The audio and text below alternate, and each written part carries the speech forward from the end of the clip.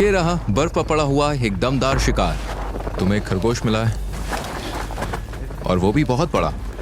हम सबके खाने के लिए काफी होगा। उसे जाल ने नहीं मारा, वो वहीं फंसा रह गया और जानलेवा ठंड ने उसकी जान ले ली। तो यहाँ प्रकृति कोई मजाक नहीं करती। ये जाल उस जाल से छोटा है जो हमने आज लगाया था। अब देखना है कि अगली बार क्या फंसता है, लेकिन फिलहाल आज रात आग पर मीट पकेगा। ओम्याकान में खरगोश बहुत मिलते हैं। युद्ध के समय हमारे लोग इन्हीं खरगोशों का शिकार करके जिंदा बचे थे। तुम्हारा ने खरगोश पकाया, अपने घर में डिनर टेबल तैयार की। इसमें बिल्कुल फैट नहीं है, ये बहुत लीन मीट है, थोड़ा सूखा लगता है। आगे आने वाले कुछ सीन शूट करना हमारे लिए सबसे मुश्किल था, लेकिन द ओलेंगोव्स की मदद से, जो रूरल रशिया पर यूट्यूब का सबसे बड़ा चैनल है, हम ये सब शूट कर पाए।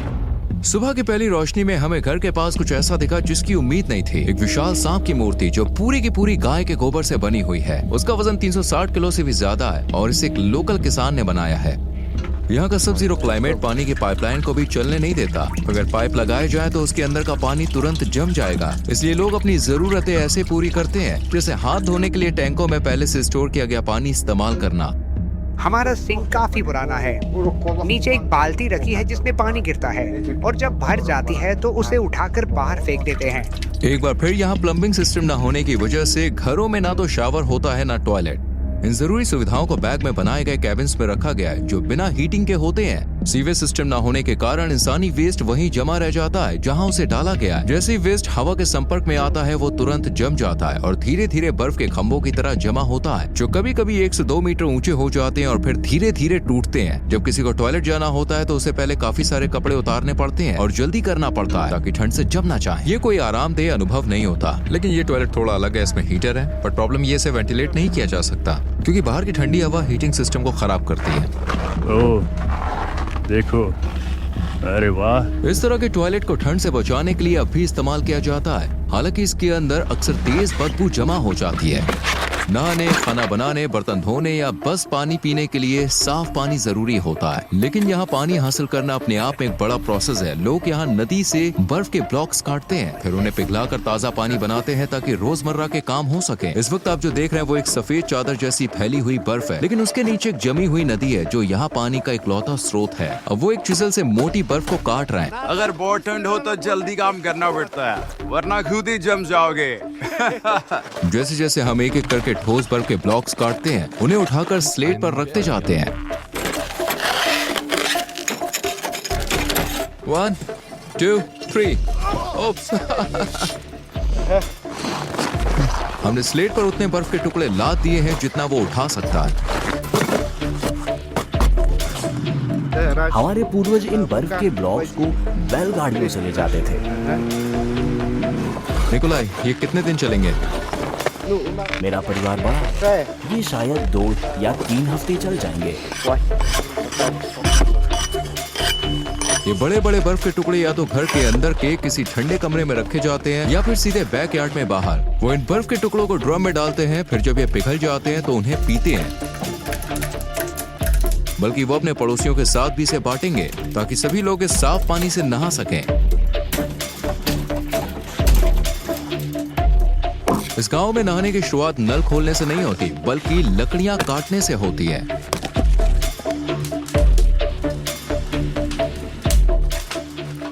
अब वो निकोलाई से लिया गया एक बर्फ का टुकड़ा उठा रहा है और उसे अंदर ला रहा है। हमारे दादा दादी तो 2-2 घंटे तक नहाते हैं। हम आमतौर पर 1.5 घंटे तक नहाते हैं। और तुम्हें अपना नहाना पूरा करने में कितना टाइम लग जाता है? पूरा प्रोसेस लगभग 4 से 5 घंटे लेता है। हम हफ्ते में 1 बार नहाते हैं, शनिवार या रविवार को। अगला स्टेप है जमी हुई शैम्पू की बोतल को स्टोव के पास गर्म करके लिक्विड बनाना। नहाते वक्त ये लोग लोटे से खुद पर पानी डालते हैं। जब नहाना खत्म होता है तो ये फटाफट कपड़े पहनते हैं क्योंकि अब इन्हें 60 डिग्री से बाहर -54 डिग्री सेल्सियस में निकलना है, यानी कुल 114 डिग्री का फर्क। सप्ताह का नहाने का रिचुअल खत्म होने के बाद अगली सुबह जल्दी शुरू होती है। सुबह 7:30 बजे बच्चे एक हड्डी जमा देने वाली ठंडी सुबह में उठते हैं। बाहर अब भी अंधेरा है। घर के अंदर लगे सिंपल वाटर टैंक की मदद से घर की गर्माहट में बच्चे अपना चेहरा धोते हैं और ब्रश करते हैं। लेकिन बाकी जरूरतों के लिए अभी भी उन्हें बाहर वाले टॉयलेट का ही इस्तेमाल करना पड़ता है। जोएना अपनी बेटियों को स्कूल के लिए तैयार करने में मदद करती है। बच्चे कई लेयर के कपड़े पहनते हैं ताकि बाहर के सफर में ठंड से बचे रह सकें। बाहर जाने से पहले जोएना अपनी बेटियों के चेहरे पर वुल शॉल कसकर लपेटती है, जिससे उनका मुंह और नाक ढके रहे और बर्फीली हवा से बचाव हो। अब वो बाहर निकलने के लिए तैयार है। स्कूल तक का रास्ता लगभग आधा किलोमीटर है। हर सर्द सुबह निकोलाई अपनी बेटियों को लेकर निकलते हैं। ओमिकॉन में स्कूल तब तक खुला रहता है जब तक तापमान -55 डिग्री सेल्सियस से नीचे नहीं चला जाता। उससे नीचे जाना बाहर निकलने के लिए बहुत खतरनाक हो जाता है। आज थर्मामीटर -54 डिग्री सेल्सियस दिखा रहा है। जैसे ही बच्चे स्कूल पहुंचते हैं, दूसरी तरफ इवान जैसे लोग की जिंदगी हर दिन सर्वाइवल और शिकार के इर्द गिर्द घूमती है।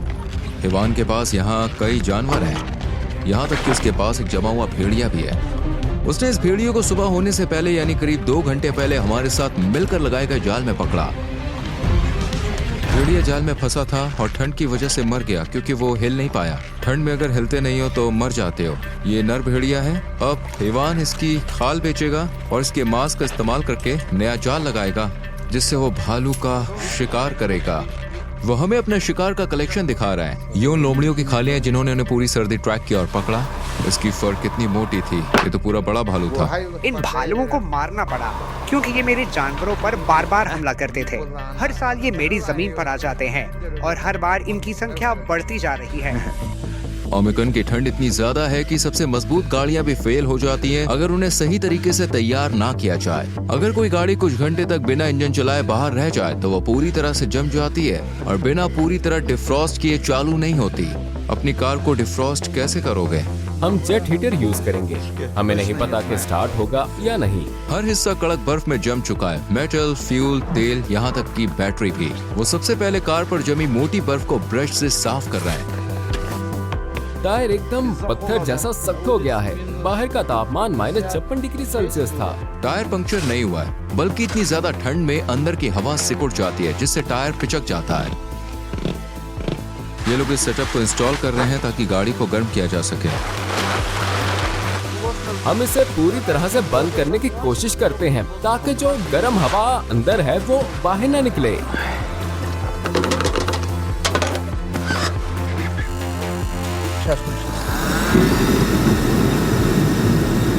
ये लो, इसे पकड़ो। बाहर बहुत ठंड है। यहाँ हर चीज को गर्म रखना जरूरी होता है क्योंकि ये डीजल कार है, इसलिए टैंक में जो डीजल है वो पूरी तरह जम गया है। गाड़ी अब ऐसे ही 3 से 4 घंटे तक गर्म होने के लिए रखी रहेगी। अगर किसी लोकल के पास हीटेड गैराज है तो वो अपनी गाड़ी को महीनों तक सुरक्षित रख सकता है बिना इंजन को खतरे में डाले। जब हमारी गाड़ी को डिफ्रॉस्ट किया जा रहा था तो हमने पहली बार ऐसी गैराज का दौरा किया था। इस गैराज का दरवाजा बहुत ही अच्छी तरह से इंसुलेटेड है, कोई भी कोना खुला नहीं छोड़ा गया है। वो लोग स्पेशल इंसुलेशन मटेरियल का इस्तेमाल करते हैं। दीवार को देखिए, लेयर दर लेयर बनाया गया है और यहाँ हीटिंग पाइप्स भी है जो पूरे गैराज को गर्म रखते हैं। हमने गाड़ी को 3 घंटे तक गर्म किया है। अब इसे स्टार्ट करने की कोशिश करते हैं। बैटरी लगाई जा चुकी है। अब डिपस्टिक से ऑयल लेवल चेक किया जा रहा है। ये पहली बार है। हाँ, बहुत बढ़िया। इस गाड़ी को मौत के मुंह से वापस लाया गया है। अब हम यहाँ से निकलने की कोशिश करेंगे।